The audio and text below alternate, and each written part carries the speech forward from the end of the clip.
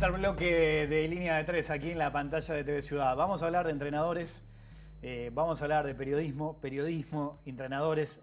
Hay dos invitados que ya vamos a presentar y ustedes los conocen, pero voy a leer, tengo un libro en mis manos, ustedes se han dado cuenta, y voy a leer un fragmento de este libro que dice: lo más curioso que le pasó a Martín Lasarte con Luis Suárez ocurrió poco tiempo del debut del salteño en la primera de Nacional. El entrenador comenzó a visualizar que Suárez estaba a punto de entrar en la burbuja de la fantasía. Joven, goleador y jugador de Nacional. Lo típico de los chicos que empiezan a sobresalir y comienzan a rodearlos el brillo. Todo bueno, todo fantástico, un mundo ideal, dice Lasarte. Entonces el entrenador no se le ocurrió mejor idea que sacarlo a caminar por los céspedes. En medio de la charla, Lasarte le disparó a Luis que no iba a jugar el domingo. Se puso con una furia increíble y le saqué de adentro lo que quería, sus sueños, sus objetivos, la gente que lo rodeaba. En esa charla, cuando hablaron de sus sueños, Suárez le dice a Lasarte que iba a jugar en el Barcelona. Era el año 2005, ¿no? Tenía 18 años y la verdad es que lo tomé por un loquito cuando me dijo que iba a jugar en el Barcelona. Pero después, bueno, ustedes saben, lo terminó haciendo. Lasarte hace debutar a Suárez en Nacional, pero Lasarte hace debutar a Griezmann también en España, en la Real Sociedad. Y vean que pasa algo similar. Dice Lasarte, ¿no? Griezmann vivía solo. El técnico, o sea, Lasarte, lo llevaba a cenar a su casa. Y allí tenían largas charlas en las que el francés preguntaba, por ejemplo, por la historia del fútbol uruguayo. Le fascinaba todas las historias y cómo un país chico podía sacar tantos jugadores. Y en determinado momento, Lasarte ve que a Griezmann le estaba pasando algo similar que a Suárez, ¿no? Entonces un día lo sacó a caminar también, ¿no? Hizo lo mismo. Salieron a caminar y Griezmann le sorprendió diciéndole que no iba a parar hasta ser delantero de la selección en un mundial. Siempre me decía que iba a jugar con la selección y esto, la verdad, decía Lasarte, a mí me sorprendió, aunque después cuando empezó a ver cómo jugaba Griezmann se dio cuenta que eso se iba a dar. Estos son algunas de las historias que están aquí, en este libro, que se llama La culpa la tiene el técnico, que es de Jorge Señoranz, que ya lo tenemos aquí en el estudio, acá lo estoy mostrando, La culpa la tiene el técnico. Pero aparece Lasarte como también aparecen un montón de entrenadores, ¿no? Julio Rivas, Hugo de León, Pasarela, Ondino Viera, bueno, hay un montón. Jorge, ¿cómo andás? ¿Todo bien? Bienvenido. Gracias. Qué trabajo ¿eh? Sí. Indagar en la historia de algunos entrenadores que precisamente hicieron historia en el fútbol uruguayo, ¿eh? Sí, es una tarea que te lleva y te demanda un año de investigación. Obviamente que hay todo un material que yo reúno desde mucho tiempo antes, que me permite justamente después plasmarlo en un libro. Y bueno, y en esa jungla hay mucho personaje pintoresco, hay historias como esta que acabas de narrar, de tipos que tuvieron esa impronta y ese estilo de conducción y ese mensaje que deja, decir, bueno, en el momento en que las luces empiezan a encandilar de pronto a un juvenil, cómo ese técnico lo saca de foco, se lo lleva a caminar por la calle y hablan de X cosas. Lo baja a tierra, digamos. Lo baja a tierra y logra lo que dice Lasarte, sacarle lo que quería. Bueno, a tu izquierda tenés un entrenador. A un entrenador, pero pará, fue de los nuestros. No sé si todavía se considera uno de los nuestros, porque fue periodista. Exacto. Hoy es entrenador de primera división, un muy buen entrenador. Está dirigiendo al Villa Española. Viene algunos días intensos. Nuestro amigo Diego Franco Peraza, ¿cómo andas, Diego? Todo bien, todo bien. Bien, bueno, y yo digo de los nuestros porque Diego trabajó en TV Ciudad unos años. Y en 13 a 0. En 13 a 0, fue productora acá de Informe Capital, el informativo de TV Ciudad. Trabajaba con nosotros. Trabajó contigo, señor. Sí, claro. En El Observador. Sí. O sea, vos fuiste el jefe de Diego. No, para nada. No fuiste... Yo digo lo mismo, yo no tengo nada que ver con esto. No. Y hoy, entrenador. Periodista ya no te digo más periodista. No, ya quedó. Todos cometemos errores de jóvenes y algunos los superamos y otros no. Bueno, prepárate porque en unos años, cuando Jorge haga una nueva edición de este libro, capaz que vos te metés en alguna historia. Más allá de todo, digo, yo decía medio en broma, medio en serio, te tocó dirigir ayer. Ayer dirigiste al Villa, después de una semana, unos días intensos con la intervención. Jugaste con un muy buen equipo ayer como Racing, uno de los candidatos a ascender. No pudieron ganar, más allá que peleaban hasta el final, perdieron 3 a 2. Sin entrar al tema de intervención, contame cómo fue estos días, cómo fue preparar el partido del domingo. Le contamos a la gente, vos tenés una formación extraordinaria porque te preparaste en el exterior, en Barcelona más precisamente. Estás dirigiendo acá en Uruguay desde hace tiempo. Saliste campeón con Juanico, pero estuviste trabajando en Wanderers, en Liverpool, en juveniles y ahora estás en la primera de Villa Española. Esa formación que vos tuviste no solo abarca lo futbolístico, comprende un montón de situaciones que seguramente ayer lo tuviste que poner en práctica, me imagino. Sí, bueno, para atarlo también con la parte del periodismo, una de las cosas que considero de una herramienta que me ayuda mucho es la comunicación. O sea, haber remado programas de 6 horas hablando al aire con ustedes o tratando de saber de la gente, de poder preguntar, de poder escuchar, de tener esa oportunidad y que fuera parte de mi laburo. Hoy en día es una herramienta que me ayuda mucho también a cuando se dan este tipo de situaciones, poder tener la frialdad para evaluar y también ver qué se necesita de mí para poder, como líder impuesto, en este caso como entrenador, tratar de sobrellevar la situación de la mejor manera posible, enfocando al equipo, sobre todo en la parte deportiva.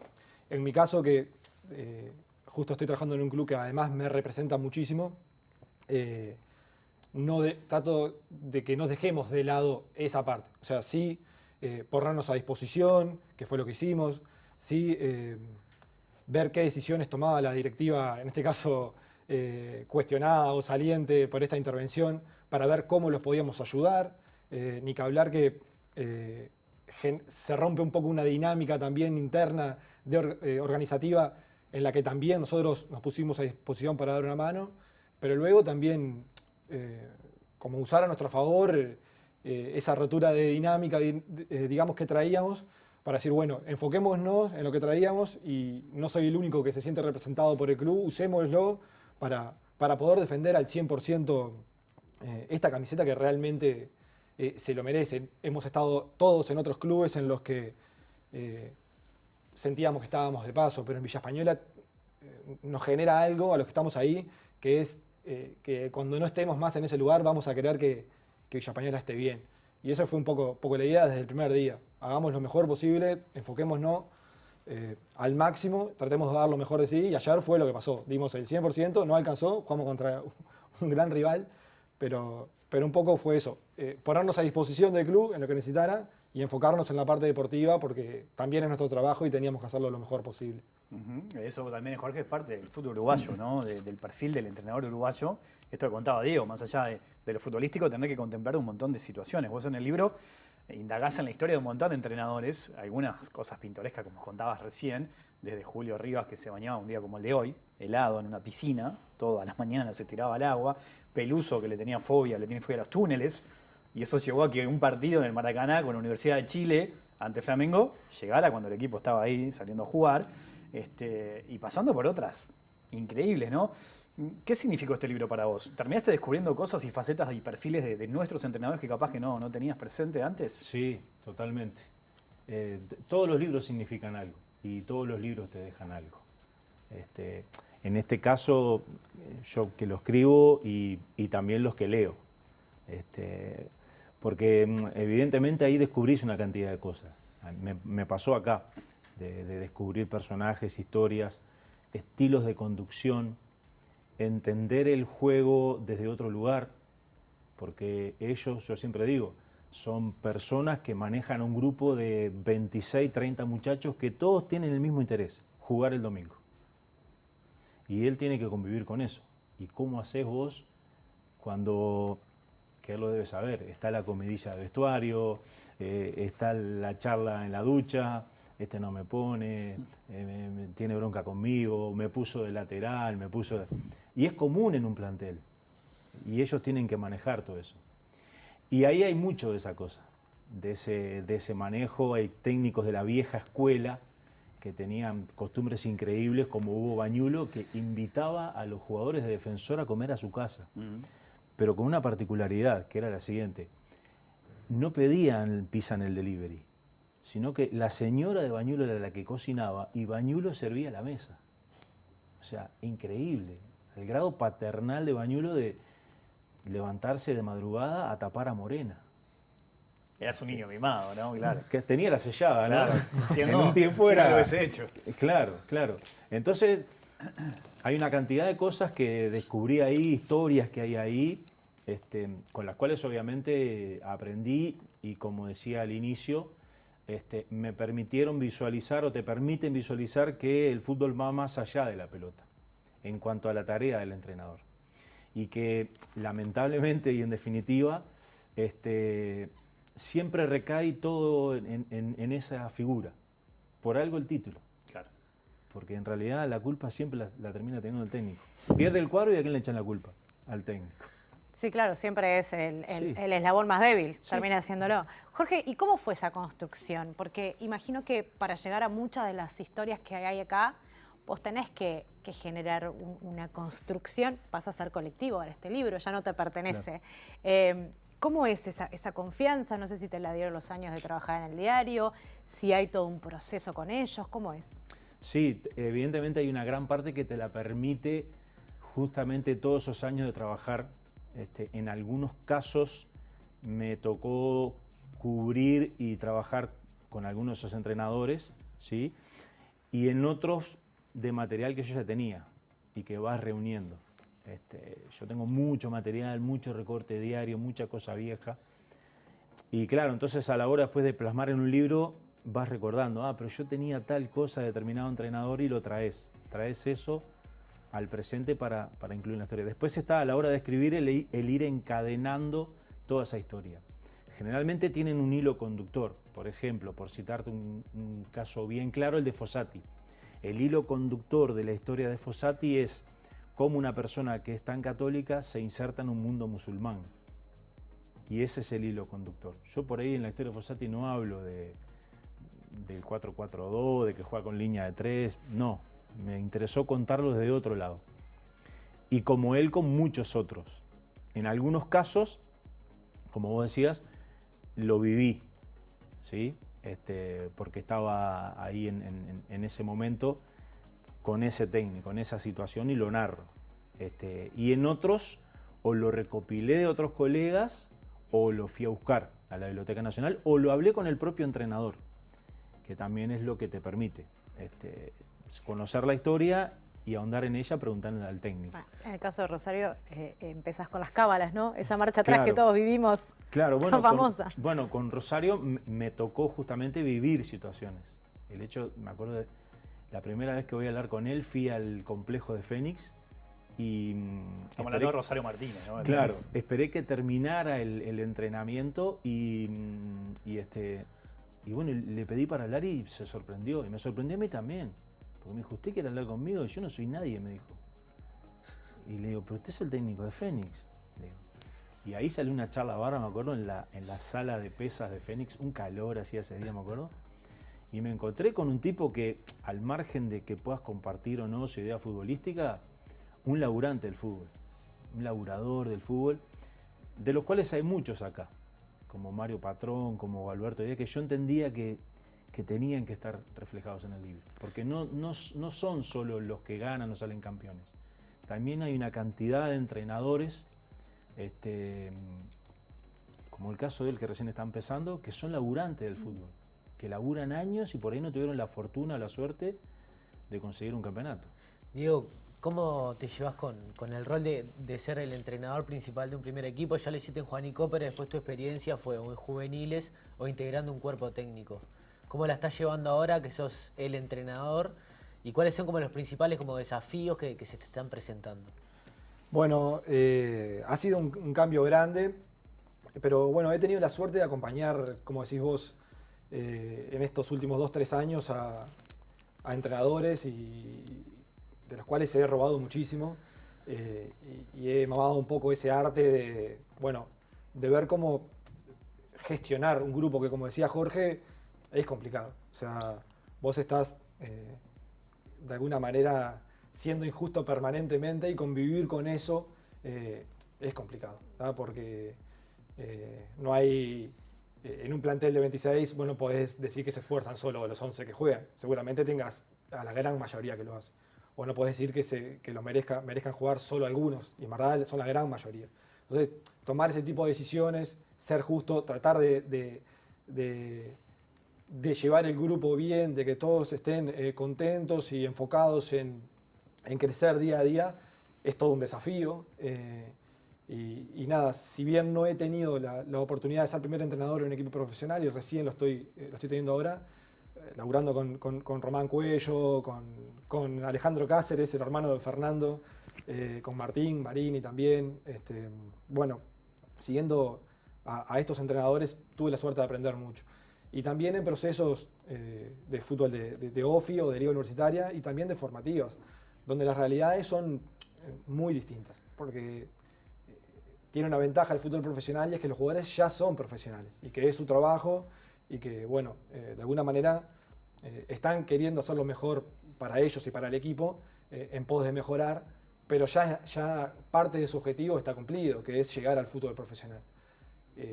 Por ahí ser líder de un grupo de jugadores de 16 años, 17, 19, es hasta más complejo, porque ya te estás metiendo con los sueños. O sea, y gestionar eso es complicado. O sea, ni que hablar que se trata de que las normas sean para todos, de que la justicia sea la mayor posible, pero luego corre el principio de individualidad. O sea, cada persona es distinta y requiere un trato distinto y tienen intereses distintos y tienen sueños distintos y reaccionan ante los estímulos de distinta manera y ante el fracaso de distinta manera y ante el éxito de distinta manera.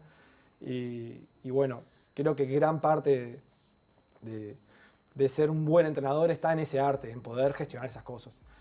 Y así que me encuentro en ese camino, equivocándome abundante, tratando de revisar a diario qué ha salido bien y qué ha salido mal para mejorarlo. O sea, no hay manera que no sea esa, o sea, haciendo y dándole. Obviamente en este comienzo los errores seguramente, espero, sean más que sean más, Claro, más adelante. Es parte del proceso del juego, ¿no? Sí, Equivocarse para después también aprender. Vos sos muy joven, digo. ¿Cuántos años tenés?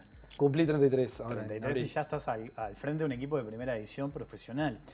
Acá vos, Jorge, pasás por un montón de técnicos de todo tipo y color, exitosos, otros no tanto, técnicos que fueron muy exitosos como futbolistas, ganadores, y que después siguieron también con esa historia. En tu caso, Diego, vos no jugaste profesionalmente al fútbol. Y eso es algo que siempre se dice en el mundillo del fútbol, ¿no? De que los jugadores capaz que miran de reojo al entrenador que no jugó. ¿Vos eso lo sentiste cuando te formaste? ¿Lo tuviste en cuenta? ¿Te lo comentaron? ¿Cómo fue ese proceso? Sí, o sea, siempre está ahí el punto de que o sea, siempre tuve claro que quería estar vinculado al fútbol. Entonces, cuando no pude ser jugador profesional, digamos, la manera de vincularme fue a través del periodismo. Pero también porque la primera idea que tuve fue, como entrenador nadie me va a respetar. Por ser muy chico, por no haber jugado, por ser desconocido, por todo lo que decías vos. Entonces, bueno, mi primer vínculo con el fútbol fue, bueno, me meto al periodismo y fui por ese lado. Hasta que en un momento hice ese clic y bueno, si yo realmente era lo que quería hacer y era lo que me iba a hacer feliz a diario, porque al final estás escogiendo un trabajo que es parte vital de nuestra vida y es lo que nos va a acompañar. Quería hacer una tarea que me llenara y a mí tenía clarísimo que ser entrenador me iba a llenar. Con ese punto de partida lo que sí me propuse fue, bueno, voy a tener que compensar todo eso con estudio, con mucho trabajo, o sea, ser una persona creíble. Ando en ese proceso todavía, pero sí que siempre estuvo presente el no haber jugado. Obviamente, si bien no es determinante, ayuda a haber estado en un vestuario, haber vivido o haber tenido ciertas experiencias de vestuario con las que en estos 6 años que llevo como entrenador me he encontrado y me quedan muchas, pero seguro muchas de las situaciones que tuve haber jugado me las podría haber facilitado. No es lo único porque existen otras herramientas, pero nada, sí he sentido en algún momento, sobre todo en los comienzos de los planteles principales, este chiquilín que tiene 29, 30 años, 31, siendo ayudante acá, diciéndome un poco lo que tengo que hacer, pero rápidamente eso se acomoda una vez que entramos en la dinámica de trabajo y ya está esa confianza entre el jugador y el ayudante técnico en ese caso, Claro. o el técnico ahora que me toca ser primer entrenador. Está bien. Señor, en este libro nombramos algunos entrenadores, hay otros que no mencionamos importantes.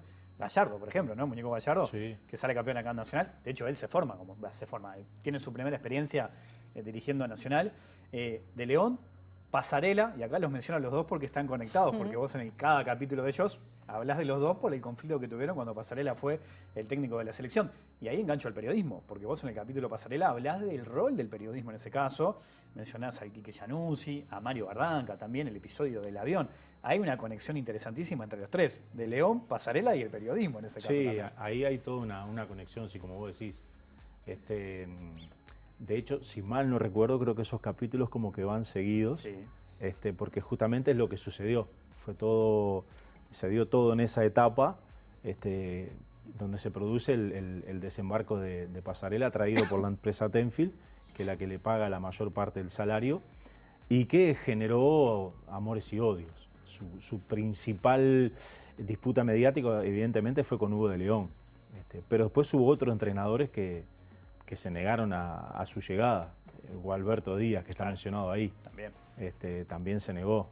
Y bueno, sí, eso fue una etapa donde ahí recuerdo haber hablado con Giannuzzi antes de su fallecimiento, justamente sobre cómo había sido toda esa interna de esa charla que se da en la habitación de un hotel con muchísima gente y en la cual Pasarela le recrimina que él le pedía jugadores al aire en la radio.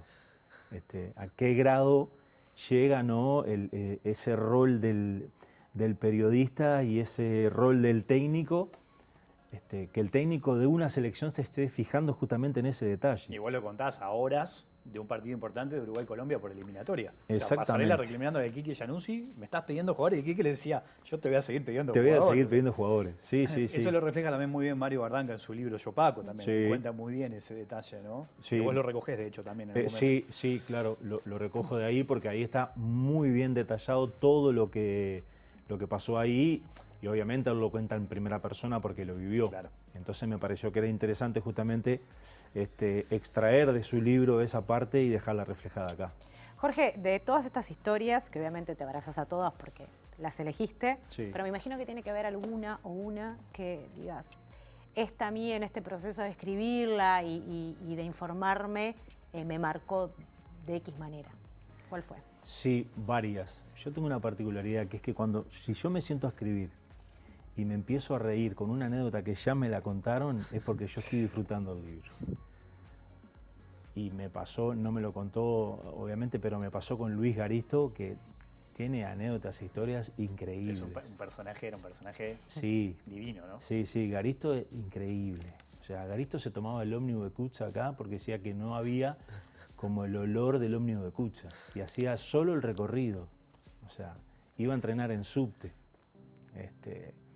Y como esas miles, en un partido cuenta Darío Rodríguez, que lo mandó en México, que lo mandó marcar a un defensa y dice que a un puntero, perdón, y no lo había podido parar en toda la tarde. Y termina el primer tiempo y lo ve venir a Garisto y lo ve venir chiflando una canción de Manzanero, ¿no? Entonces cuando se le arrima, le empieza a cantar.